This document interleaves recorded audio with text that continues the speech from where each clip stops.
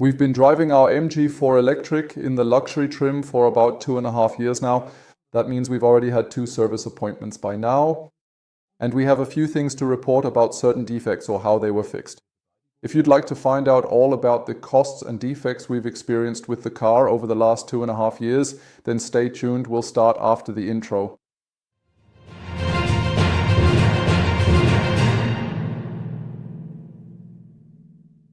Hi guys, welcome to Smart to Drive. I'm Alex. As most of the loyal viewers here on the channel know, Angelina and I drive the MG4 Electric in the luxury trim for almost 2.5 years now. That means we've experienced quite a lot with our vehicle and can report on a good deal of experience. I think for anyone thinking about buying the MG4, this video is quite interesting because we've already had 2 service appointments by now and experienced a few things with the car. In this video, I'd like to summarize in detail what problems and defects we've had with the car, if and how they were fixed, and what we've spent in total cost for the car so far.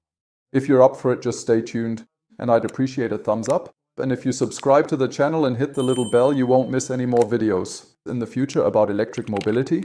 Yes, as I said, we've experienced a lot in the car. You can also see in the background a video playing. I've probably made 6 or 7 videos about the MG4 on the channel. You can find them in the playlist down in the video description. So what have we experienced with the car so far? I'd say let's start with the delivery. Because when we bought the car, we bought it new, so we were the first owners, first hand. We had quite a few defects that we wanted to have fixed. Among other things, we had the floor mat. The emblem was loose. No big deal, but you should check it out too if you buy the car. Then there was a small paint chip on the corner that was fixed quite well by MG, more or less with a touch-up pen, of course. It wasn't a big deal.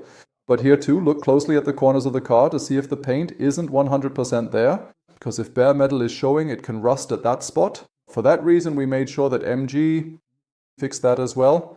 The interior door panels are quite sensitive to scratches, especially at the very top. Always make sure they're not too scratched up. I have to say though, now that the car is 2.5 years old, those parts, the panels, are quite heavily scratched by now. We had them replaced by MG back then, and I must say that MG provided top service here in Middle Franconia. We really got everything we complained about replaced, just like the floor mat I mentioned earlier. And the interior panels were reordered, free of charge, and also replaced. They were really small scratches, but it bothered us because the car was new. Yeah, by now they've mostly come back because of the kids in the back seats. But it's simply because the paneling is quite weak or the plastic is quite cheaply made in that area and is relatively prone to scratches. The same goes for the piano lacquer elements. Right where the gear selector is, micro scratches were visible from the start. In hindsight, we wouldn't even have had to have those removed because over time, due to fingernails, when you turn the dial and change gears, those scratches appear anyway. It's a bit annoying. And from that perspective, it's not a defect, but it bothered us then because we said if the car is new, it shouldn't look like that, so we had it fixed right away. Otherwise, definitely check the seals around the window panes as well. One of our rubber seals was sticking out, so a new one was ordered and installed. No big deal, but you should definitely check it out. And something else we noticed when changing wheels, as you see in the video, when I ordered 18-inch rims for the car and went to jack it up, I saw this metal fold edge on the underbody.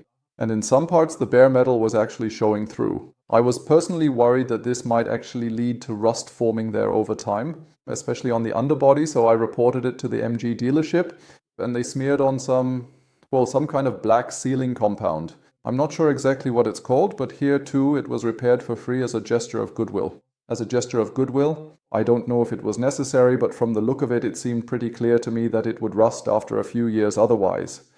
Apparently the car was put on a lift once, and just from that the paint chipped off a bit underneath. And yeah, then the bare metal was showing. Unfortunately, we also had one problem right from the start. The message eCall malfunction kept appearing. It must have something to do with the connection between the vehicle and MG service. And they said the vehicle just keeps going offline, and it can only be fixed if this control box is somehow reinstalled. So that was ordered as well. It also took quite a long time. But it eventually arrived, was installed, and that fixed the malfunction. And then suddenly we had another problem, but that only happened after the box was replaced. Suddenly the navigation signal started dropping out more often, meaning during navigation the location where we were suddenly, disappeared. And the GPS didn't know where we were anymore and started giving really confusing directions. And the screen suddenly showed us in the middle of a forest or something. A new T-box was ordered for this too, also free of charge, and we had it replaced. But each time it took anywhere from several weeks to months for those parts to arrive and be replaced. But the second time was much faster because MG had been on the market a bit longer by then. Back then, we were among the first MG4 drivers and there weren't many spare parts yet. But that problem has since been resolved. Spare parts are much faster now too. We've noticed that by now. But I just wanted to summarize the problems and defects we've had in this video. But in the end, that was really it. We didn't have any other problems with the car in the whole 2.5 years, and so no unforeseen costs or workshop visits either. They were actually more or less all just delivery issues that the car had because it was one of the very first MG4s on the German market. And there were, I think it was that first batch of 1,000 cars. There were apparently still these teething problems, which thank God seem to have been fixed by now. Then we bought the 18-inch wheels, which came with all-weather tires. But those aren't costs that I could really include in the overall costs. Still, I think I paid 1,400 euros for the whole package. It wasn't cheap, of course, but we wanted a wider track, as you can see here in the video.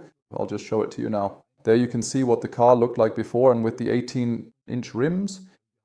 We made sure the offset was chosen so that the tires are basically flush with the bodywork. This makes the car look sportier, more massive and wider. We just like that better, and so the annoying wheel changes are also gone in the future. So we're actually quite happy with the nice rims and all-weather tires.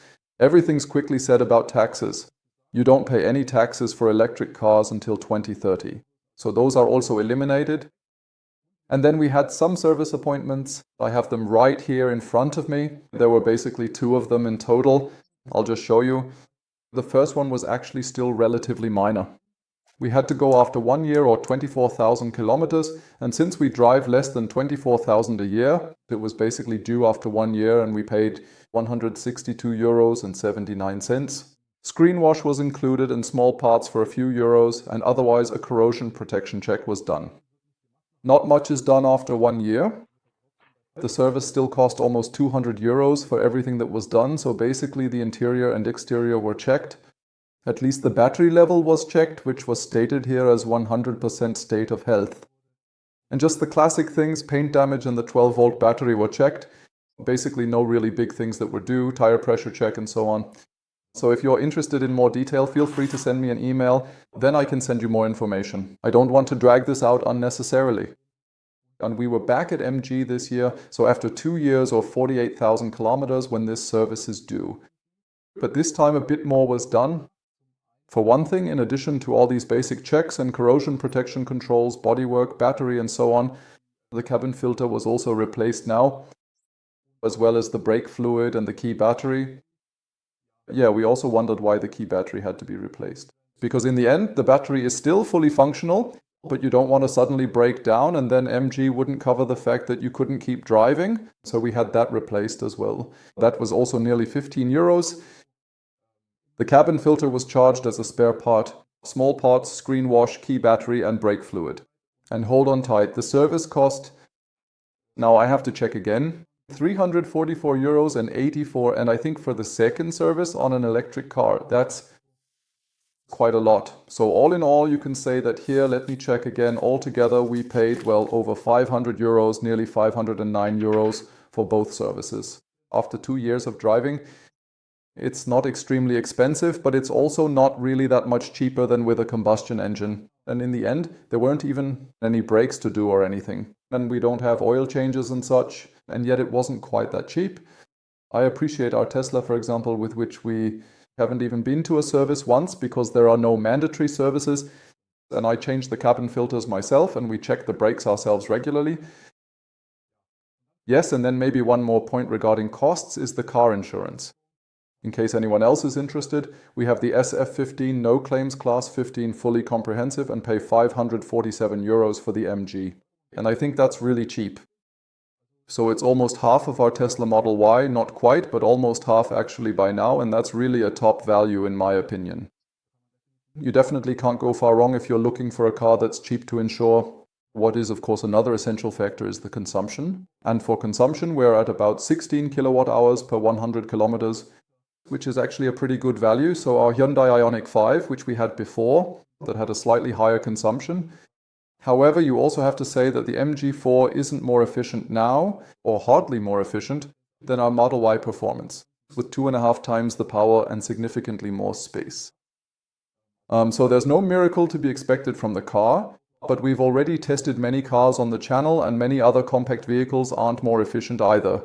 So it's actually, I think in terms of overall consumption, it's really in a very good and balanced middle ground, and thus definitely an affordable car, especially if you really say you want a family-friendly car with enough trunk space for various shopping trips. You won't go on a big vacation with this car, but otherwise you can do everything even with 4 people and if necessary drive with 5. What you might also have to say, we paid, I think, 31,000 euros for the car after the BAFA premium back then. And now after 2.5 years, the car still has a market value of about 18,000 to 19,000 euros. There has already been a significant drop in value, but I think that makes it all the more interesting for anyone who might be looking for a used MG4 right now. You can really get a top car for under 20,000 euros with low mileage, 2 to 3 years old. And in that case, it really is a top-tier affordable car. As a new vehicle, it costs even more these days. It's actually almost too expensive there. The car sometimes costs around 40,000 euros, list price. With leasing, on the other hand, there are always offers for around 200 euros. That's what I've noticed lately. But otherwise, as I said, especially when leased or used, the car is really affordable. The customer service isn't great, not particularly cheap, I have to say at this point. But otherwise, we've been very satisfied so far and haven't had any further costs, and can recommend the car without hesitation. If you enjoyed this little overview of defects and costs, please leave a thumbs up, subscribe to the channel, and be sure to tune in again next time. Thanks for watching, and remember you can find the playlist in the video description. There you can watch the other videos about the MG4 that we've already published on the channel and find many more useful discount coupons. Take care, see you soon, thanks for watching, and bye-bye. Do you want to use Amazon Prime, YouTube, Netflix, or many other streaming apps in your car? Or maybe even play games, for example, during boring charging breaks or for your passengers or children? Then I have exactly the right thing for you here.